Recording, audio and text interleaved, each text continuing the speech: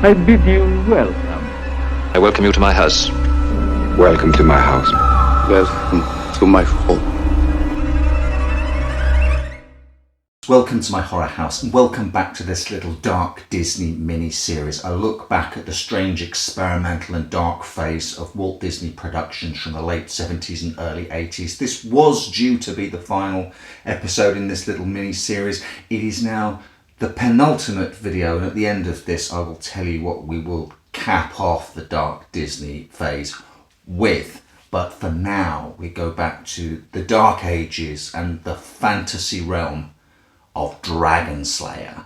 After the death of his sorcerer master Ulrich, a wizard's apprentice Galen decides to take his place and travel to Urland and slay an ancient dragon which is terrorizing the people there. And this all sounds like standard 80s Disney fantasy fare, but this oft-forgotten co-production between Walt Disney Production and Paramount Pictures is certainly not one for the kids, not one for the young kids at the very least. And perhaps it's a little less action-packed and a little too thoughtful for its own good, but this is still a perfect example of Disney's strange and experimental dark phase. This is a Dark Ages fantasy world which feels lived in. It's mucky and the treks across country are hard going. It perhaps owes more to the likes of Monty Python and the Holy Grail, and certainly Terry Gilliam's Jabberwocky, than it does to the likes of Krull. And I can't help but feeling, even though I love Dragonslayer, that perhaps it could have done with a pinch of Krull's daring do to help things whip along a bit. There is a hint of the Python's subversive humour. Ulrich's ancient bodyguard Hodge at the door, sending away the people who have come to ask for his help. Ulrich himself preparing to greet his visitors, putting on a show to make himself seem more impressive to them.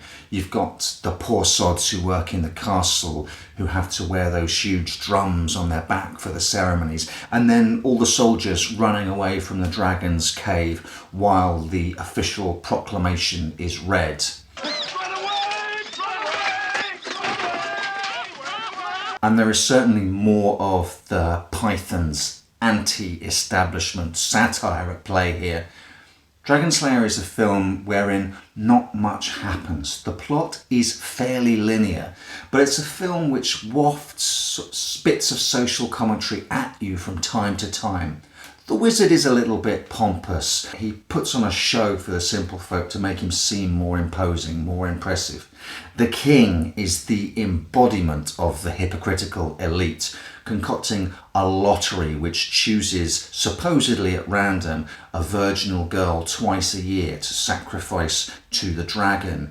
And he's the kind of we're all in this together politician who presides over a one rule for us, another for them, unbalanced system. The film is set in a time where magic is leaving the land and the new religion, Christianity, is gaining a foothold. And towards the end of the film, there's a sense where this new religion, gaining ascendance over the old pagan ways, is more than happy to take credit for the defeat of the beast just by stint of being around the fringes at the same time that the action took place. Oh, well, clearly now we're praying to this new god. That's what did it. And the final satirical full stop of the pompous king being carried to the body of the dragon to put a sword in it so that he can officially be declared as the one who slew the dragon and saved his people. So on the fringes of this film, there are barbs hurled at organised religion, the elite and upper classes, a hypocritical state which has control over women's bodies through the lottery. And hang on, isn't this supposed to be a kids' movie? Well, some kids might get bored, and I feel it could have done with a little bit more action, a little bit more zip. But other kids may just get drawn into a lifelong affair with the fantasy genre, because this is a perfect little gateway movie into that. And you can't pretend that on some level they weren't trying to appeal to kids. Ulrich is certainly the Obi-Wan figure, killed right near the start of the movie, and Galen is the blonde-haired, blue-eyed Fey apprentice who must then, Luke Skywalker-like, travel on his quest towards adventure. There's certainly an element of Star Wars bandwagon hopping here. But the real star of the show, and the thing that surely every child and adult will love, is the dragon. Named Vermithrax Perjorative, an amazing name for a dragon.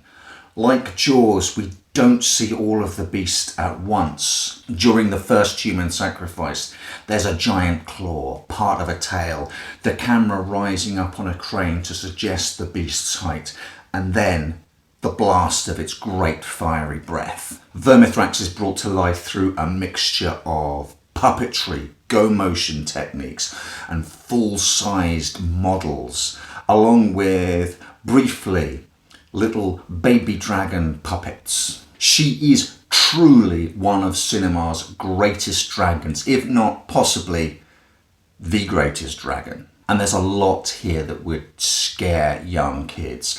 While bloodless, the stabbing of Ulrich near the start of the film is a moment which hangs in the air, the score drops out, and the horror lingers in the silence.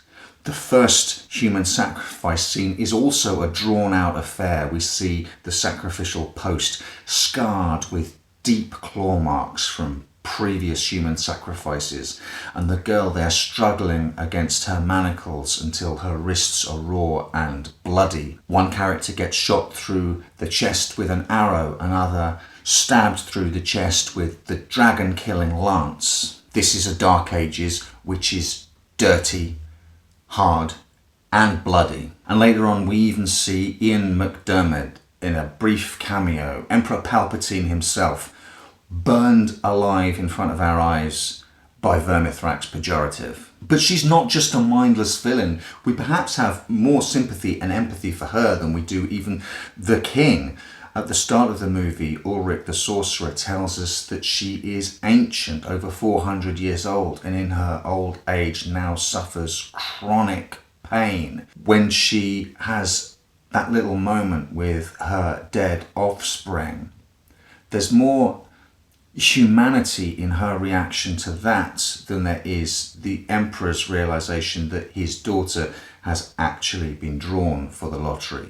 So yes, whilst it's slow, whilst the plot is extremely thin, this is a lived-in world. The landscapes of Wales and Scotland are used to magnificent effect. The ratio is extreme widescreen. I raise my eyes at the thickness of the black bars at the top and bottom of my TV when the film started, but this is a film which wants to put you into that world, and everything from the landscapes, the sets, the fantastic detail on the costumes and the props, and the wonderful detail that goes into the full-scale models of the dragon is all clearly designed to put you in this world. It clearly caught the imagination of George R.R. Martin, creator of Game of Thrones, not just because of the dragon. The female lead is called Valerian, and in the Songs of Fire and Ice, Valerian steel is an important artifact in that book. There's even a character in Dragonslayer called Tyrion, who finds his namesake in the Game of Thrones. So as we've seen with a lot of these dark Disney movies, this strange phase, it's a film which sits uncomfortably between two stools. You watch it and think, is this really meant for kids? But as an adult, you wish perhaps, well, if it's not for kids, I wish you'd gone a little bit further. I wish you'd pushed the satire more, made it more for adults. As it is, it's yet another example of a strange little gateway movie, the type that is not made very often anymore, that can fire the imagination of kids who do want access to the darker things, the stranger, nastier stories, the stories where people can and do die but are not yet old enough to watch fully blown horror movies. As I mentioned at the start, this was going to be the last in the Dark Disney miniseries until, quite rightly, Alex Werry reminded me that I needed to include one more film. A film that tells us that, yes, there is no place like home, but if you do go back, they might submit you to electroshock therapy. It's the phenomenal, how could I have forgotten it, Return to Oz.